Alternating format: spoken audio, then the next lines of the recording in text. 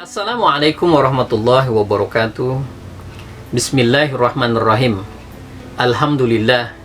Nahmaduhu wa nasta'inuhu wa nastaghfiruh. Wa natubu ilaihi wa na'udzu billahi min sururi anfusina wa sayyiati a'malina. May yahdihillahu fala mudhillalah wa may yudlil fala hadiyalah. Asyhadu an la ilaha illallah wahdahu la syarikalah wa asyhadu anna sayyidana Muhammadan abduhu wa rasuluh la nabiyya ba'dah. Saudara sekalian, sahabatku yang dirahmati Allah, hari ini kita akan belajar dari dua hewan yang sangat kita kenal, yaitu ulat dan ular. Kita tahu bahwa dua hewan ini adalah dua hewan yang salah satunya adalah hewan yang menjijikkan dan yang satunya lagi adalah hewan yang menakutkan. Tetapi mari kita belajar dari dua hewan ini. Kita tahu bahwa ular adalah hewan yang sangat menakutkan, ya. Dan ada sebuah peristiwa yang akan terjadi pada diri seekor ular ketika dia akan melakukan pergantian kulit. Maka apa yang terjadi? Ular tersebut kemudian tidak akan makan, dia akan berdiam diri, melakukan puasa selama beberapa waktu, dan kemudian setelah kemudian kulitnya terkelupas, maka muncullah ular baru, ya. Tetapi ketika kita melihat satu hewan yang lain yang bernama ulat, kita juga melihat satu hewan yang memiliki perangai yang sangat buruk, yaitu hewan yang dimana sangat dibenci oleh para petani ketika dia menghabiskan, ya, daun-daun dari tanaman-tanaman yang telah ditanam oleh para petani. Dia makan dengan rakus, dia habiskan semua, sehingga petani sangat kesal dan gusar terhadap hewan yang bernama ulat ini. Tapi suatu waktu ular mengalami situasi yang sama dengan ular, ya. Jadi ulat melakukan puasa di satu waktu. Ketika selesai dia memakan semua daun-daunan itu, dia kemudian berdiam diri.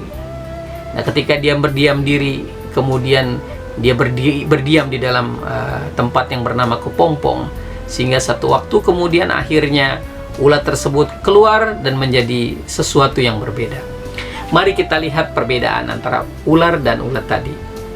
Ular, hewan yang juga tadi berpuasa, kemudian hewan yang kita tahu namanya ular, tapi kemudian setelah dia melakukan puasa, keluar dari puasanya berganti kulit tetap menjadi seekor ular.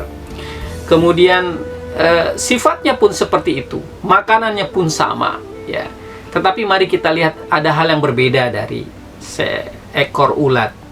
Ulat yang namanya adalah ulat, kemudian setelah dia berpuasa di dalam kepompongnya, lalu dia kemudian keluar menjadi seekor kupu-kupu dengan nama yang berbeda, berbanding terbalik dengan ular. Dan luar biasanya adalah ulat kemudian menjadi kupu-kupu yang indah yang disukai oleh banyak orang. Namanya ulat kemudian berubah menjadi seekor kupu-kupu, ya. Makanannya pun berbeda, ya. Dia ambil madu, dan bukan hanya itu, ya. Kemudian dari satu bunga ke tempat bunga yang lain, dia kemudian memberikan manfaat yang sangat besar. Kita tinggal memilih, kita ingin menjadi seorang yang berpuasa seperti ular atau seorang yang berpuasa seperti ulat. Menjadi ular adalah kita berpuasa sebulan penuh lamanya, berganti, ya, tubuh kita mungkin, ya, karena proses dari puasa itu mungkin tubuh kita menjadi sehat, tetapi ingat, sikap kita tidak berubah, akhlak kita tidak berubah. Kita tetaplah menjadi ular, tetaplah menjadi manusia yang awalnya perbuatan-perbuatan kita banyak berbuat maksiat kepada Allah, tetapi kemudian kita tetap melakukan itu walaupun setelah kita nanti keluar dari bulan Ramadan. Tetapi ketika kita menjadi seekor ulat, kita keluar menjadi sesuatu yang baru, ya, menjadi seperti kupu-kupu yang indah, yang ketika kita keluar masuk kepada insya Allah nanti hari dimana hari kemenangan kita keluar dengan akhlak baru, sifat baru, menjadi nama baru, yaitu orang-orang yang bertakwa di hadapan Allah. Saum membentuk diri kita menjadi orang-orang yang bertakwa, berubah seperti ulat tadi, ya, dari ulat kemudian menjadi kupu-kupu yang indah, dari manusia yang bejat, dari manusia yang maksiat kemudian berubah menjadi manusia yang dirahmati Allah Subhanahu wa taala, menjadi manusia yang bertakwa di hadapan Allah.